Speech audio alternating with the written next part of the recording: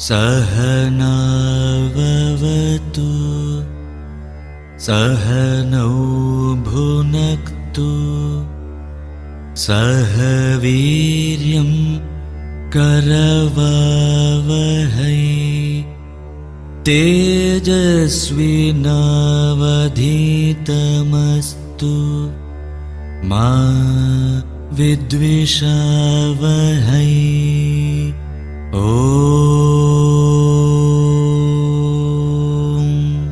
Shanti Shanti Shanti. Om.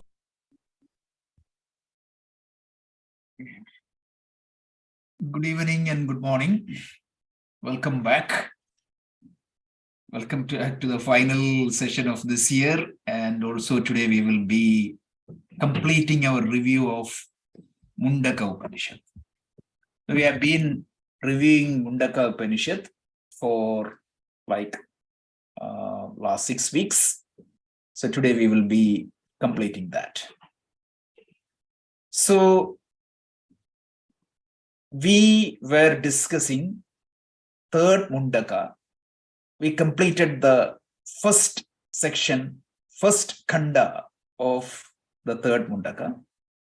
And today I propose to review the second khanda of the third Mundaka. And then we can do a very quick recap of the entire Upanishads. What were the topics we covered as part of the Mundaka Upanishads? So last week, what we discussed on the first topic on the third Mundaka was the spiritual accessories. We have seen a few spiritual accessories. So today, let's continue. So in the second section of the third Mundaka, there are two topics.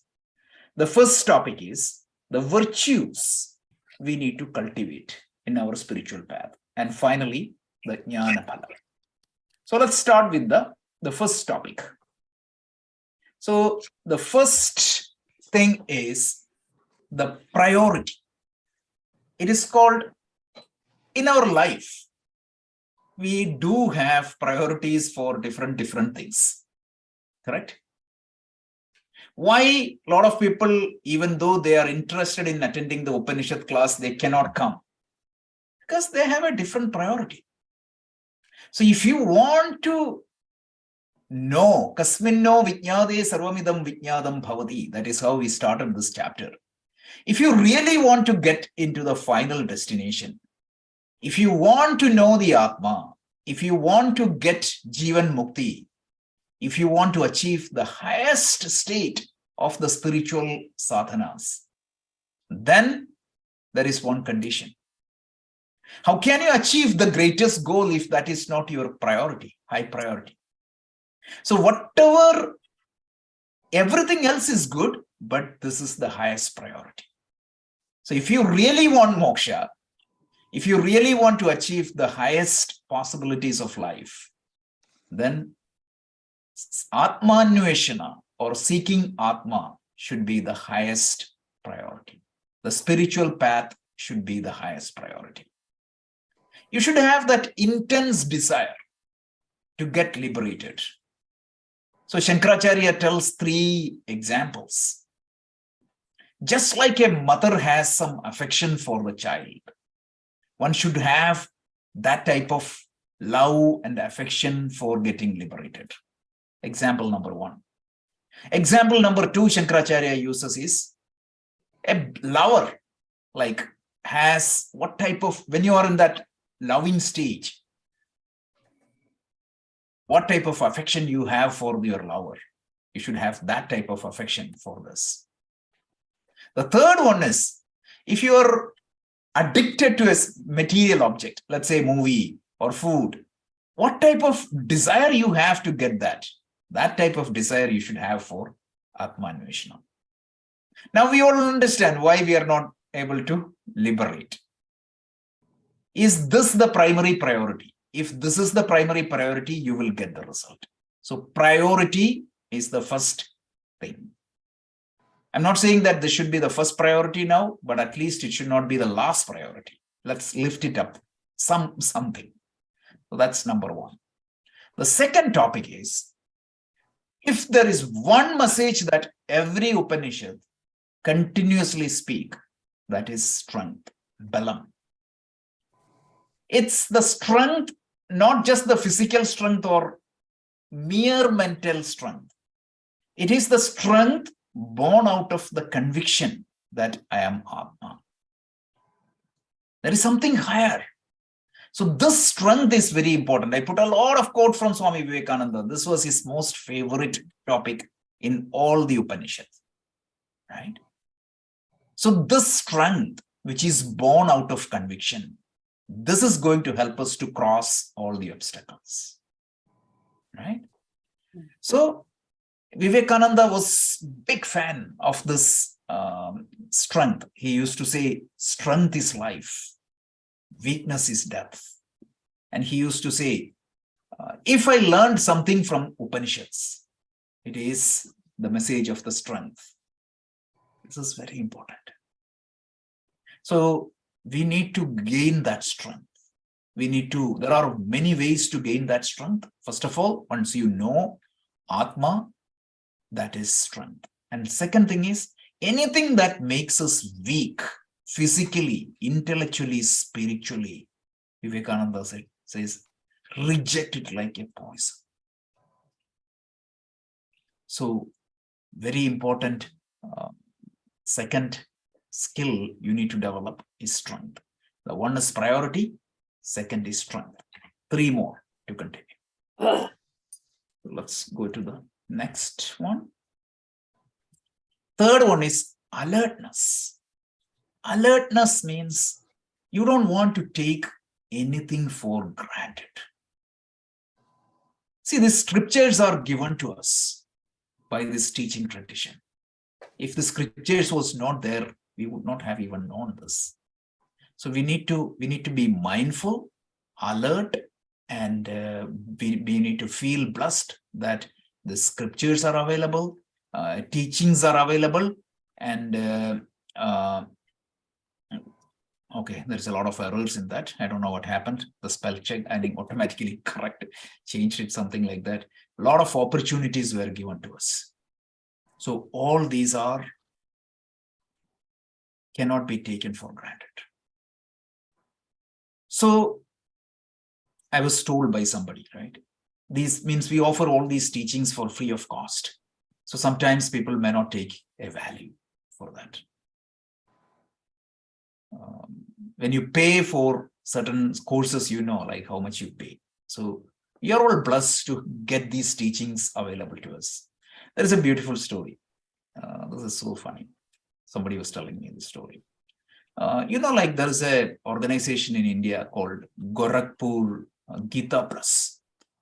Their objective is to make this teaching available to all the people with a very low cost. So Ishavasya Upanishad, they used to sell for 20 paise, like in 90s when we were in India, that time frame, 90s. 20 paise, 25 paise used to get Ishavasya Upanishad. So somebody was telling me, this is a true story. One guy went there, he could not get changes. So he asked to give like 15 copies of Ishavasya Upanishad.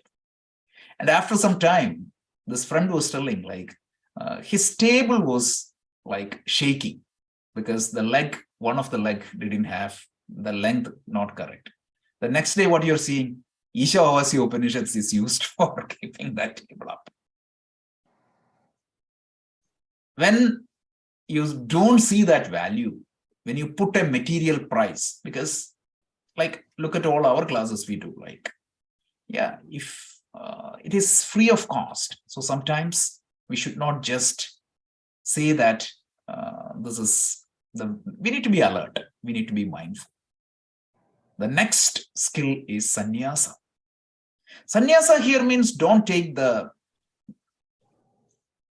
sannyasa vrata or anything like that. This only means you need to be emotionally independent. Emotional independence means I'm not emotionally dependent upon anybody or anything. This is not easy, because if you want to make progress in the spiritual life, you need to have all these skills. You need to practice all these things. So emotional independence or emotional intelligence, this is very important. If at all you want to have some dependence, it should be only with God. This is what Shankaracharya says. See, love and emotional dependence are two things. That's very important to understand. Don't say that I'll be a rock tomorrow, I won't be smiling at my kid. No. Emotional, if you are emotionally dependent, you cannot love also. That's very difficult. So alertness, sannyasa, and the last one is known as Shirovratam. Shirovratam means it's a symbolic rituals followed by the Atharva Vedas. And as you know, this Upanishad is part of the Atharva Veda. And these Atharva Vedas, they follow a symbolic ritual. And this ritual is known as Shirovratam. Shirovratam typically means somebody will carry a pot on their head. This is a ritual in the nowadays, it doesn't have much significance. Symbolically, it means you follow the karmas, but in the karma yoga spirit. So the karmas, if I carry the Shirovratam, it only indicates that I will be pursuing my karma, but I will be using that karma to purify me. So that means I will be using my karma in the spirit of yoga, karma yoga spirit. So this is, the ritual doesn't have any significance in the modern times, but following karma yoga has significance. So these are the 5 things the Upanishad advises to follow. Once again, the priority on Atma. Second one is the strength, developing that strength born out of conviction. And the third one is the alertness. The fourth one is sannyasa. And the fifth one is Shiruvratam. So that covers the first topic. And let's go to the final topic. So the Jnana Phalam. The Jnana Phalam, there are 2 Jnana Phalam. One is the Ihaloka Phalam. The other one is Paraloka Phalam. What does that mean? Ihaloka Phalam means whatever phalam you get here and now. First and foremost, Jivan Mukti. Freedom from all suffering. Once you gain the Jivan Mukti means you will continue to live, but you will be freed from all the sufferings. Second one is freedom from all the binding desires. And finally, contentment, Anandam. These are the benefits. Again, these topics are not very difficult to follow. These are the end portion of the Upanishad. It's not very difficult compared to the topic we have seen. And what is the Paraloka results? So that's the last topic. It tells freedom from punya and papa. Freedom from all the karmic impacts. Freedom from rebirth. Let's try to understand this a little bit. Ihaloka Phalam means, let's say that you gained Jivan Mukti in this life. What is Jivan Mukti? You understood the fact that I am Brahman, I am Atma. So you shifted your identity from your body, mind, everything to Atma. When that person passes away, right? Because that person will die. It's not that the body will die, but his identity is with Atma. If a normal person will die, what is going to happen? His karmas will be controlling his Sukshma Sharira. Remember the Sanchita Karma, Agami Karma, all those things will be there. From the Sanchita Karma, the Prarabdha Karma for the next life will be created and he will be born again. But when a Jivan Mukta dies, what is going to happen? That will be his last death. And that is why that death is known as Paranta. Parantaka. That is the last, ultimate, final death. That's it. So when Swami Dayananda used to say, when you hear rebirth, it sounds like fantastic. Rebirth implies what? Re-death also. You have to die again. So instead of saying that you will born again, say that this would be your last death. That is why it's known as Parambaka. Now, the Upanishad gives a beautiful, beautiful example what happens. So the Upanishad tells, when a river merges to the ocean, it is like a river merging to the ocean. Whatever is that river, let's say like Ganga, Yamuna, like Mississippi, Nile, Amazon, any type of river, when the river is flowing, it has its identity.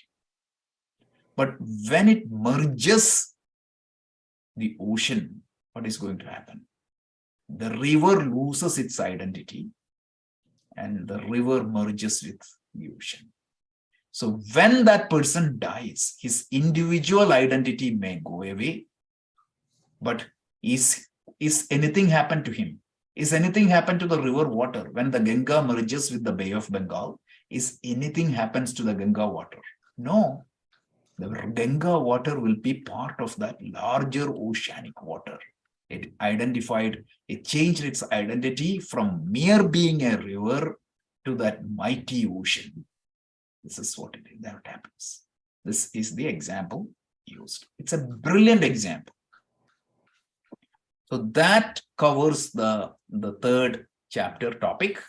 There are 3 verses we would like to see. There are 3 important verses for this chapter. The first one is verse 6. So we will just quickly see the verse, and then we will go to the recap. So verse 6, it tells, Vedanta Vijnana Sunichidartha Sannyasa Yogat Yata Shuddha Sattva Te Brahma Lokeshu Parandakale Paramrita Parimuchyati Sarve. So it talks about that Parandakale. Parandakale means the final death.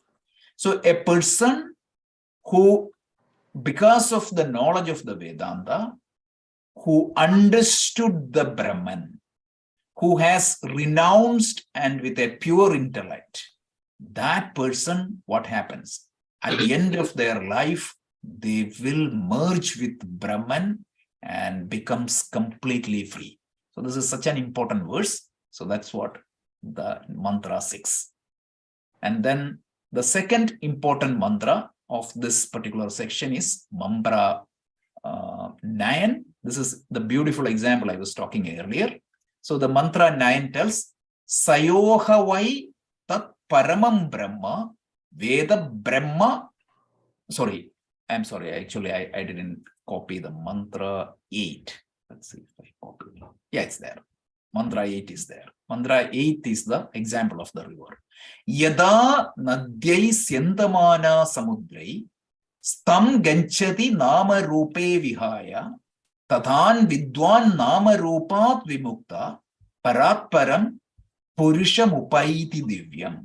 Just like a river, when it reaches the ocean, they will lose their individual names and forms and merges with the ocean. Just like that, the person who knows the Atma, when they leave this body, what is going to happen? They merges with the absolute reality, Brahman. And the same idea is just explained in the verse 9 also. So 9, he tells, Sayohai vai tat paramam brahma veda brahmaiva bhavati nasya brahmavit kule bhavanti tareti shokam tarati papatmam guha grandhibhyo vimukto amruto bhavati. The one who knows the Brahman becomes the Brahman, and he becomes immortal, and he will be freed from all the sufferings. These are the 3 verses which are important to this chapter in this particular area. So today we covered and finally the Upanishad closes this chapter by saluting the teachers. So Angiras is giving this Upanishad to Shaunaka. Angiras concludes this Upanishad by saluting his teachers. Why? He's saying that this teaching is not came to me directly. I got this from the teachers. That's it. The Guru Parampara. And that concludes the Upanishad. So, let's do a quick recap of the entire Mundaka Upanishad quickly, 10-15 minutes, and then we can go to the Q&A.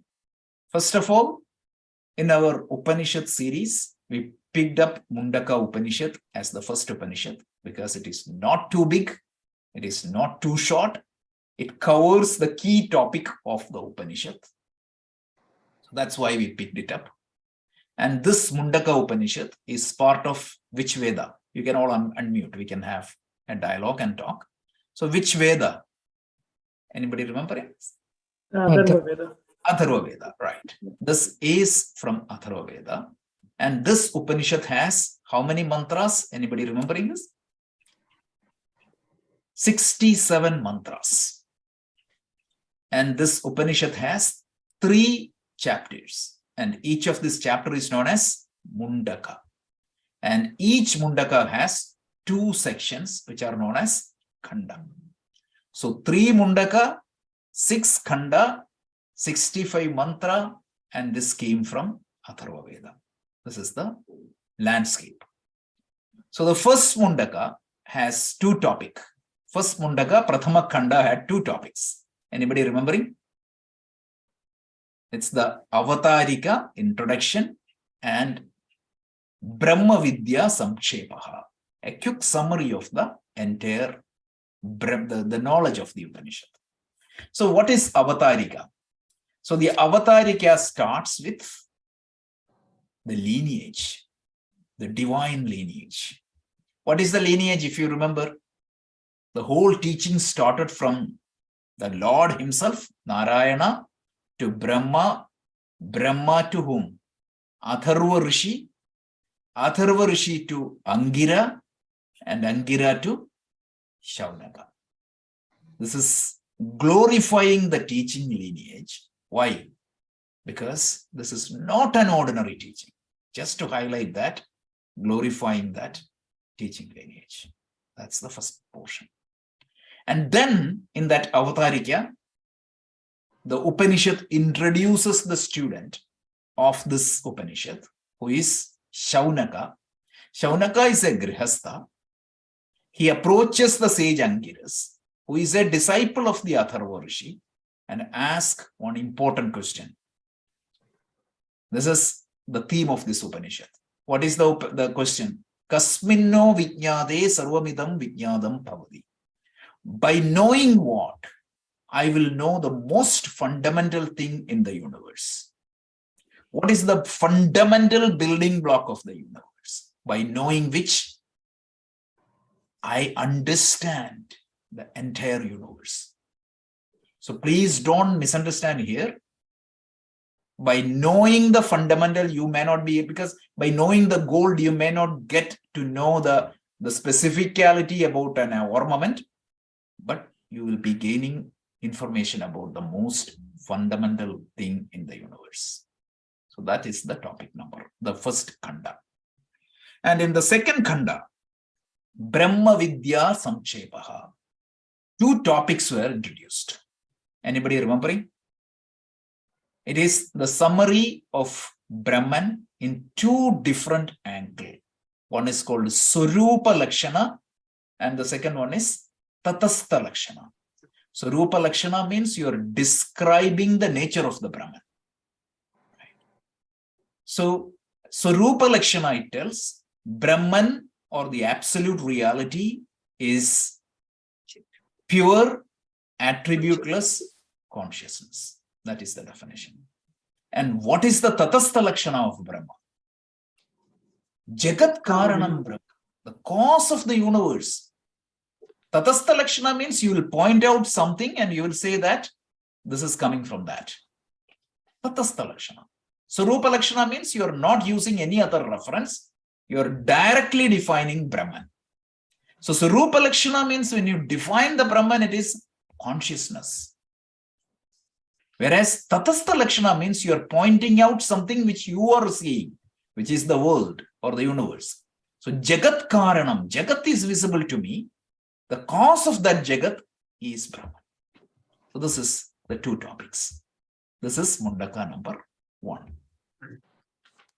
So the whole style of the Upanishad is why the whole Brahma Vidya is summarized. Because whatever you study in the second chapter, it is summarized in the first chapter. Because the style of the Upanishad is Samkshepa, Vistara, Samkshepa. You see this in the Bhagavad Gita, you see in all our scriptures. So once it is done, we will go to the second Mundaka. The first portion, first Kanda of the second Mundaka covers the topic Srishti Prakriya, how the universe got manifested. The universe said, in the beginning, there was only Brahman. From the Brahman, this undifferentiated universe came into being. From this undifferentiated matter, what happened? The physical and the subtle matter came in. The physical elements came in. The subtle elements came in. From the physical and subtle elements, the entire universe came into being. And we heard beautiful examples like the sun, the moon, the grains, the ocean. Everything came from this Brahman. So everything came from Brahman. Brahman is the cause. And from this Srishti Prakriya, we derived 3 corollaries, if you remember. Every effect in this universe has a cause.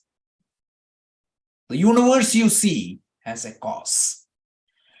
Right now, I don't know what is the cause of the universe. So I call it as X or a variable, and that is what is Om or Brahman. And the entire spirituality we defined as an solving for the value of this Om. So that is how we started. And the second corollary is what? The effects are nothing but the cause itself in a different form. The universe must have a cause, Brahman. Whatever you see in this universe, the sun, the grains, the stars, the moon, plant, animal, and human, the plural effects are nothing but the cause itself, Brahman itself, in a different form. That is the second topic. And the third point is what? If you remove the cause from the effect, if you remove the Brahman from the universe, what remains? Nothing. Nothing remains. Just like if you remove the gold from golden ornaments, nothing remains. This is what the 3 corollaries. Then we try to apply that rule in what we are seeing. What we are seeing is Karya Prapancha. And what I'm trying to see is Karanam Brahma.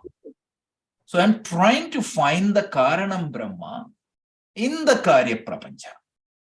So now if you are searching for something, first of all, you need to know where exactly you are searching and what are all the lakshana of the things you are searching, right? I said, if I ask somebody to search for my phone, I need to say that you should search in this room, in the upstairs, in the bedroom. This is the scope of your search. And what you are looking for is a phone. The phone is this much size. It is black color. It is like a rectangle. All those lakshanas has to be given. Then you go and search for it. So here, the scope is your physical universe, your mental universe, completely. Anything you can think, anything you can see, that is the universe. And what is the lakshana? Nityam, Swatantram, Satyam, Sarvagatam, Ekam. Ekam. So when I look at all the objects in the universe, nothing satisfies this definition. Because the sun is different from moon, moon is different from stars, stars is different from like trees. So what exactly is the common thing which satisfies all these definitions?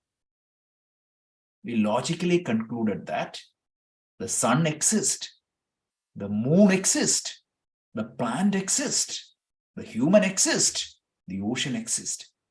So the existence in everything is ekam. The existence in everything is nityam. The existence in everything is swatantram. And the existence in everything is sarvagatam.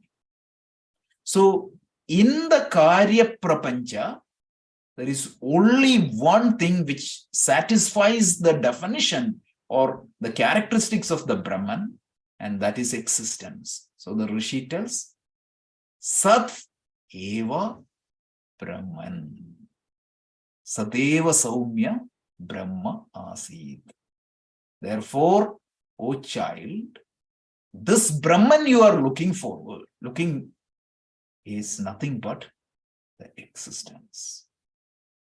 Now, this existence is not directly visible. I see the plant, but I do not see the absolute existence behind the plant. We used an example, if you remember. You see the movie. You see the Krishna in the movie. You see the Govardhana mountain in the movie. You see the Kalindi river in the movie. But you do not see the light that gives existence to the Kalindi river. You do not see the light directly that gives existence to the Kaliya and Krishna and everything. So how do I experience this existence? Not easy. Then the Rishi tells, if everything is Brahman, remember this is the essence of this Upanishad. So this is the first topic of the second Mundaka. Sat eva Brahman. And then it goes to the second topic. Second topic is, we logically proved that existence is Brahman, but how do I experience it?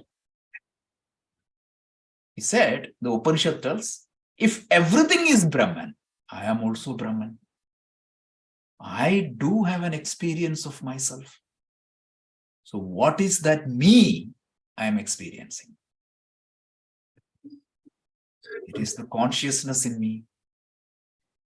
So therefore, if everything is Brahman, my consciousness is also Brahman. Chit eva Brahman. So at that point of time, we paused and we tried to understand, when you say I, what does that I really means? So if you remember last time, we went through a diagram. I'll show that diagram for a second, because it is very important to understand that diagram. This is the diagram we showed by taking the example, Tvam Pada Viveka. This is what is the meaning of the I. In this particular example, there is a sun, hundreds of buckets of waters are there. What exactly is the subject? The consciousness. There is only one consciousness for the entire universe. Our body is the pot. Our mind, or the subtle body, is the matter. When the reflecting medium, which is the combination of the physical pot and the water, is there, what happens? The universal consciousness will get reflected. So when I say I mean that purely reflected consciousness, which is an exact reflection of the sun. That is Atma. So Aham, meaning Chit eva Brahman. Chit eva Brahman. Earlier we said Sat eva Brahman. Since existence is Brahman, myself also exists. Therefore, Chit is Brahman, and that I do have direct experience. And Aham, what is the meaning of I? Aham equal to Chit. Therefore, Aham Chit. Chit Aham eva Chit. Chit eva Sat. Sat eva Brahman. So because of that transitive dependency, Aham Brahma Asmi. Right? So the first portion of the Upanishad, the second chapter, is what was that? It was the Tat Pada Vichara. The Vichara. And the second portion of the Upanishad is the Tvam Pada Vichara. Pada Vichara. Tat Pada is proven as the existence of the universe. And the second portion is proven as myself. Reflection. And then the third part is, what is the reflection? The reflection is nothing but the universal consciousness. That's it. The existence of that reflection is the universal consciousness. So that's the beauty of this example. So once again, Jagat Karanam Brahma, Sat Eva Brahma, Chit Eva Sat, Aham Eva Chit. Therefore, Aham Brahma Asmi. It's like you might have seen this in the mathematics class, right? You start with the left LHS and finally you reaches the RHS. So please understand that these Mahavakyas are like an equation. Every Mahavakya is an equation. Treat it like an equation. Like, what is the characteristics of an equation? There is a left-hand side and there is a right-hand side, and there is an equality. If it is obvious, you won't say it as an equation. Nobody will say that 5 equal to 5. You need not say. So the very fact that there is an equation, it shows that there is an apparent difference between the left-hand side and the right-hand side. And solving the equation means what? You are establishing the identity of the left-hand side with the right-hand side. So Aham is there on the left-hand side. Brahman is there on the right-hand side. This doesn't look right. If you don't use the meaning of the I properly, if I take I as Rajesh, no way, it's wrong. So first put the right meaning. That's why the process comes in. Like it is proven from the RHS to LHS. So it says Jagat Karanam Brahma. Once again, right? This sequence, just remember this. This is brilliant and beautiful. It's very clear. Jagat Karanam Brahma, Sateva Brahma, Chiteva Sat, Ahameva Chit. Therefore, Aham Brahma Asmi. That's it. This is the second portion. Second chapter. And the third chapter, so this was the peak of the Upanishad. And then the third chapter has 2 topics. So the first portion had some sadhanas, right? So what sadhanas one should follow? Like we heard a few sadhanas. So let's quickly scan through that sadhanas, 6 sadhanas. Tvam pada viveka, you need to understand what exactly is the meaning of you, because if you take yourself as the individual, that will not work. Satyam, we talked about Satyam, the truth at the absolute level, and the other one is relative level. At the empirical level, following the truthfulness and honesty will lead us to the absolute level. Tapas, a focused, integrated effort is tapas. We heard that it is the integration of the mind, body, intellect together with the spiritual goal is tapa. Brahmacharyam, controlling of the sense organs. Sukshma buddhi, sharpening the intellect. And finally, the acharya upasana. We are saying that the acharyas are nothing but an embodiment of the Ishvara, or at least they are the one who is making this teaching available to us. And that is why it is important to recognize the acharyas. And then in the second portion, today we saw 2 topics. One is the virtues to be cultivated, priority, strength. Then we saw alertness, sannyasa, and shirovastra. And then we talked about the 2 types of jnana phala. One is ihaloka phala, and the other one is paraloka phala. This completes the Mundaka Upanishad. What we can do is we can do the closing prayer and we can have a Q&A. So, Bhuwanaji, if you don't mind, you can do the Purnamada. Right. Okay. Om Purnamadah Purnamidam Purnat Purnamudachyate Purnasya Purnamadaya Purnamevavasishyate. Om Shanti Shanti Shanti Hari Om